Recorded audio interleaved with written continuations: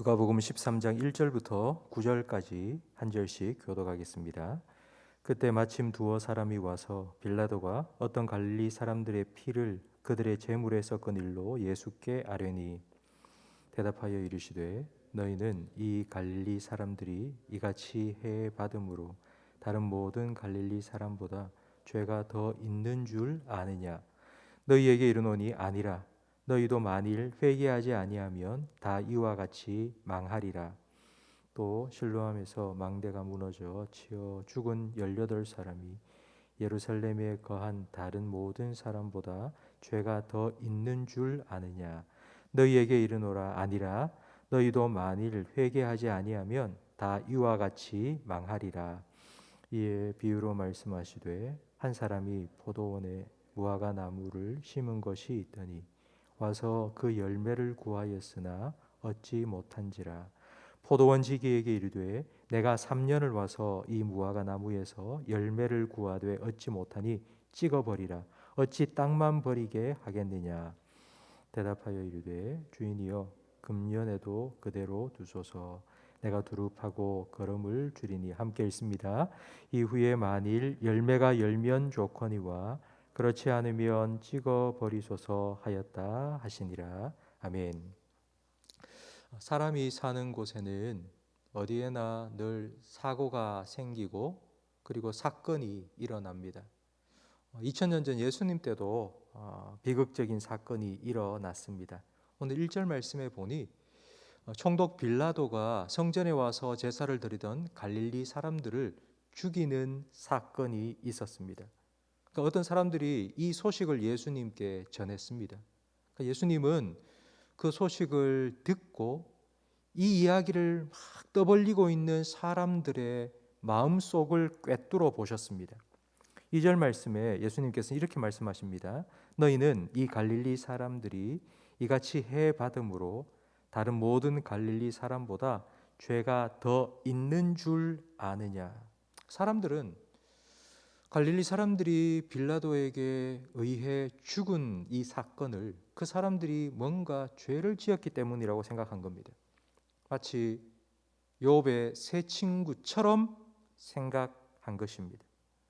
아무 이유 없이 이런 사건을 만나지는 않았을 거야. 분명히 큰 죄를 지었을 거야. 사람들은 타인의 고통에 대해서는 쉽게 인과응보라는 결론을 내립니다. 이런 생각을 하는 사람들을 향해서 예수님께서는 전혀 뜻밖의 말씀을 하십니다. 3절 말씀입니다. 3절을 같이 읽어보겠습니다. 다시 너희에게 이르노니 아니라. 너희도 만일 회개하지 아니하면 다 이와 같이 망하리라. 아멘. 최근 들어서 전 세계 곳곳에서 홍수 그리고 지진, 산불 같은 자연재해가 참 많이 발생하고 있습니다. 수백 명이 죽고 수천 명이 다치고 수만 명이 삶의 터전을 잃어버린 이와 같은 뉴스를 우리는 소파에 기대서 아주 편안하게 강 건너 불구경하듯이 지켜봤습니다. 사람들은 다른 사람이 당하는 고통을 보면서 나하고는 전혀 상관없다고 생각합니다. 저런 일이 나한테는 일어나지 않을 거야 라고 우리는 생각하며 그런 뉴스를 봅니다. 그런데 예수님께서는 그런 사건과 사고들에 대한 뉴스를 볼 때마다 자기를 생각하라는 것입니다. 그런 일이 나한테도 일어날 수 있고 그런 일이 일어나기 전 회개하라고 하나님 앞에 나아가서 마음을 터놓고 통곡하고 자복하며 회개하라고 우리에게 말씀하십니다. 예수님께서는 이와 같은 말씀을 좀 더 확실하게 하기 위해서 그 당시 모든 사람들이 다 알고 있던 또 하나의 사고에 대해서 말씀해 주십니다. 4절 말씀에 나오는데 실로암 망대 붕괴 사건입니다. 이 사고로 인해서 18명이 안타깝게도 목숨을 잃었습니다. 그리고 난 후에 5절에는 우리가 함께 읽었던 3절 말씀의 반복이 나옵니다. 너희에게 이르노니 아니라. 너희도 만일 회개하지 아니하면 다 이와 같이 망하리라. 성도 여러분, 점점 살기 좋은 시대가 되지 않았습니까? 기술이 점점 발전이 되어서 사람을 안전하게 지키고요. 그리고 옛날보다는 지금 나라 정부가 국민의 안전을 최우선으로 두고 있는 그런 시대가 되었습니다. 하지만 사건, 사고가 일어나면 더 큰 사건, 사고가 일어나는 것 같습니다. 예수님 때에는 실로암 망대가 무너져서 18명이 죽었지만 만약 지금 이런 일이 일어난다면, 건물이 붕괴된다면 18명이 아니라 수백 명도 목숨을 잃을 수 있는 그런 세상이 되었습니다. 예수님께서 마지막 때에 어떤 징조가 일어날 것이냐라는 제자들의 질문에 난리와 난리의 소문을 들을 것이라 하신 것처럼 지금 더 큰 사건과 사고의 뉴스를 우리는 매일매일 접하며 살아가고 있습니다. 어쩌면 만일 너희도 회개하지 아니하면 이와 같이 망하리라 하신 이 예수님의 말씀이 2000년 전보다는 지금 우리에게 더 와닿는 말씀이 아니겠습니까? 갈릴리 사람과 실로암 망대 사건으로 자기 자신을 돌아보고 회개하라고 말씀하신 후에 예수님께서는 한 가지 이야기를 들려주십니다. 포도원 주인이 그 포도원 사이에 빈 땅이 있어서 거기에 무화과 나무를 심었습니다. 3년이나 와서 무화과 열매를 찾았지만 3년 동안 무화과가 열리지 않았습니다. 그래서 포도원 지기에게 야, 저거 뽑아버려라. 3년 동안 땅만 버리고 있다 저거. 그리고 다른 걸 심어라 라고 말하자 포도원 지기는 주인님 1년만 더 기다려주세요. 제가 거름도 주고 물도 주고 잘 보살필게요.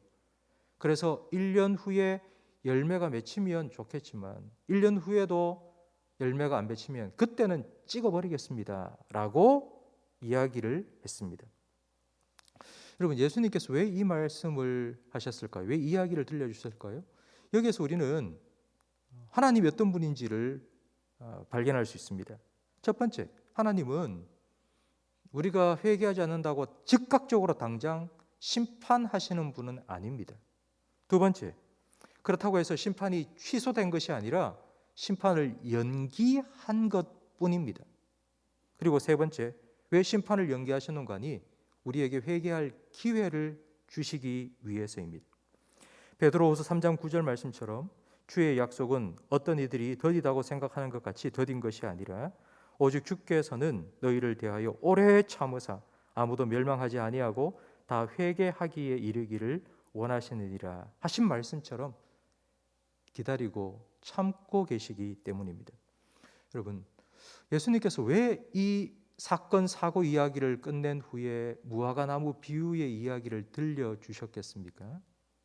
회개해라 라고 우리에게 아주 강하게 얘기를 하신 후에 그래도 하나님께서는 기다리고 계신다. 참고 계신다. 그러니 정말 하나님 앞에 나와서 진짜 회개해야 된다라고 우리에게 말씀하시기 위해서입니다. 오늘 우리는 이 말씀을 통해서 딱 한 가지만 마음에 새기면 좋겠습니다. 그건 바로 회개입니다. 죄를 깨닫는 그 즉시 우리가 살아가면서 무엇을 잘못했든지 그 즉시 그 자리에서 하나님께 하나님 잘못했습니다. 하나님 제가 또 죄를 지었네요 라고 여러분 자백하시고 회개하십시오. 회개는 유턴과 같습니다.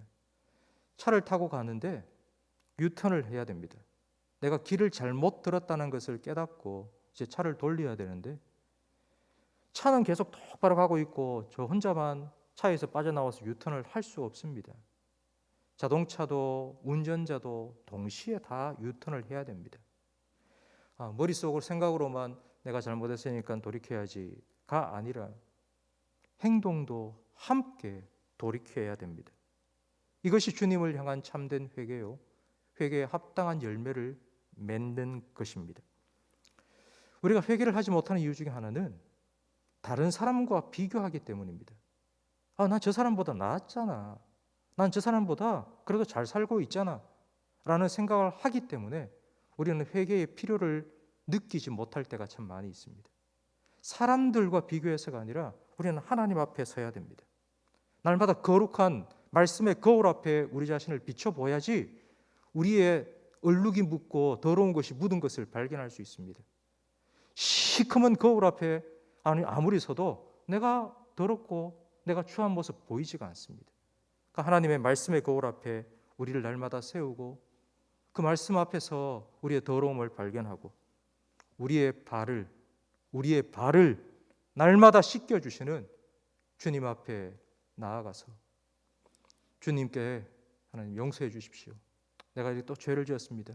깨끗함을 얻고 성화의 거룩한 삶을 날마다 살아가시는 저와 우리 모든 성도님들이 되시기를 주님의 이름으로 축복합니다. 기도하겠습니다. 3년 동안 열매를 얻지 못한 무화과 나무를 그래도 1년 동안 더 참고 기다려준 포도원 주인처럼 우리를 향해서 기다리고 참아주시니 하나님 감사합니다. 주님께서 기다려주시는 그 기간 동안 우리의 모습을 볼 수 있는 눈을 열어주옵소서.